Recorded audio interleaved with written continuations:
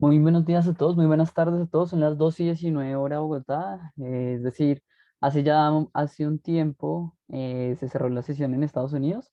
Hoy tuvimos una particularidad y es que la sesión de Estados Unidos o la Bolsa de Nueva York se cerró a la 1 de la tarde porque estamos en festividades del Día de Acción de Gracias, entonces se cerró ligeramente más temprano y adicionalmente a esa particularidad, hoy los mercados financieros tuvieron una caída espectacular en muchos rubros que ahorita por supuesto vamos a revisar, sobre todo lo que es la renta variable se vino a la baja. Esto tiene una explicación muy básica y es que ayer tuvimos noticias y hemos tenido noticias bastante peligrosas sobre una nueva variante en África que se generó en África y que aparentemente ya se ha estado esparciendo en otros continentes.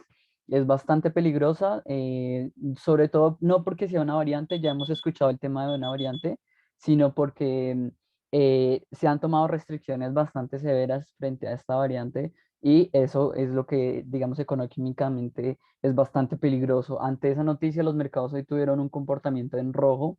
De hecho, para comenzar a hacer el análisis, si se dan cuenta en pantalla, tenemos números rojos en todas las bolsas del mundo. Particularmente nosotros ya veníamos de un negativismo en el mercado que había iniciado ya hace un tiempo, el viernes pasado también estábamos cerrando como con ese toque negativo en el mercado, continuamos el lunes, martes y miércoles, tal vez tuvimos un poco de mejoramiento el día de ayer, pero hoy los mercados nuevamente con este tipo de noticias volvemos a estar negativos, particularmente en el continente americano, el Russell 2000 pierde muchísimo, el brasileño es uno de los que menos pierde, S&P 500 y el Nasdaq es uno de los que más acumula pérdidas. Igualmente en Asia también tenemos pérdidas bastante fuertes, sobre todo con el indicador chino y con el de Hong Kong. En menor medida el australiano y el japonés también mantienen unas pérdidas altas. En Europa, dependiendo de dónde estamos hablando, las variaciones son muy fuertes o muy bajas. Por ejemplo, para Rusia y para el Eurostock 50 estamos hablando de variaciones muy fuertes, entre el 5 y el 6,7%, mientras que para el Reino Unido, para Austria, para Suiza, para España, tenemos variaciones un poco menores en comparación. Si nos vamos al al tema de agricultura, bueno, tuvimos datos, digamos que bastante consistentes con lo que ha sido ya las sesiones anteriores. Por ejemplo, vemos el café bastante positivo, ya lo comentamos a inicios de esta semana. El café se ha mantenido bastante bien y pues ha tenido una apreciación bien positiva, pero si nos vamos a otras materias primas agrícolas, como por ejemplo el cacao, hemos perdido casi un 7%, igual que el algodón y la soya, por ejemplo, que han perdido muchísimo. Si nos vamos a la parte de energías, en general movimientos bastante correctivos para el WTI y para el Brent. Eso en respuesta a pues un mercado que se comienza a preguntar si se vuelven a cerrar todas estas restricciones a la economía, pues qué tanta será la oferta, la demanda de este material. Y adicionalmente pues tenemos una inyección de oferta de parte de diferentes productores, específicamente Estados Unidos, China y Japón, ya lo he mencionado anteriormente, con el objetivo de disminuir los precios que están siendo muy altos y que están impactando directamente en la cadena de suministros, y asimismo estamos viendo un movimiento bastante negativo en la inflación, ¿no? En metales preciosos, el que menos cae es el oro, pero en general lo hicieron muy mal. Hay movimientos bastante variados. El oro corrige pues el 2%, que igual es preocupante, pero el paladio, por ejemplo, estamos hablando de una corrección de dos dígitos, del 15% específicamente. Metales industriales también lo hacen muy mal, específicamente hablando del cobre. En cuanto al escenario de divisas, hoy el dólar americano estuvo mayoritariamente negativo el día de hoy, pero a lo largo de la semana acumula muy buenas variaciones. Además, hay que resaltar que divisas como por ejemplo la libra turca han perdido muchísimo terreno a nivel de percepción general por las perspectivas negativas que se han tenido de la política monetaria en este país. En general, el dólar americano, el euro y la libra esterlina se comportaron bastante bien. Tengo que mencionar que la libra esterlina no tuvo tanta fuerza como el euro, por ejemplo, o el dólar americano, pero igual se comportó bastante bien. Para resaltar, el franco suizo y el yen japonés resaltaron esta semana en un consolidado de movimientos muy alcistas, dado que son vistos como unas divisas refugio. Por otra parte, todo lo que son divisas atados a materias primas, como por ejemplo el dólar canadiense, cayeron bastante el día de hoy. El dólar canadiense hoy se ubica con una de las peores pérdidas semanalmente que he analizado en estas oportunidades de hacer el cierre semanal, dado pues los bajos precios del petróleo, pues digamos que no sorprende ver esas caídas tan abruptas.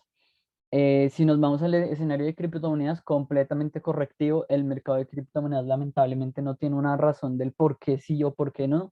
Ayer veíamos un positivismo muy claro en las criptomonedas, estábamos recuperando cuotas altísimas, muy buenas, y hoy volvemos a perder muchísimo valor en la cotización de las criptomonedas. Nuevamente hoy los mercados, digamos que sí se alinean un poco a los objetivos de los diferentes mercados, es decir, como por ejemplo la renta variable y se posiciona negativamente. ¿Qué tuvimos datos interesantes que hayan provocado ese negativismo en el mercado? Bueno, sobre todo son datos del lado de la inflación. Los datos de crecimiento económico siguen siendo bastante positivos. Si se dan cuenta, los PMI, tanto de servicios como industriales para Europa, son bastante positivos, como lo observan acá. Y para Estados Unidos, el PMI de servicios, por ejemplo, a pesar de que tiene una clara disminución, se ubica entre digamos que un promedio bastante claro de lo que habíamos tenido antes de un periodo de COVID. Entonces, digamos que es una estabilización de este indicador que pues en lo personal no me preocupa.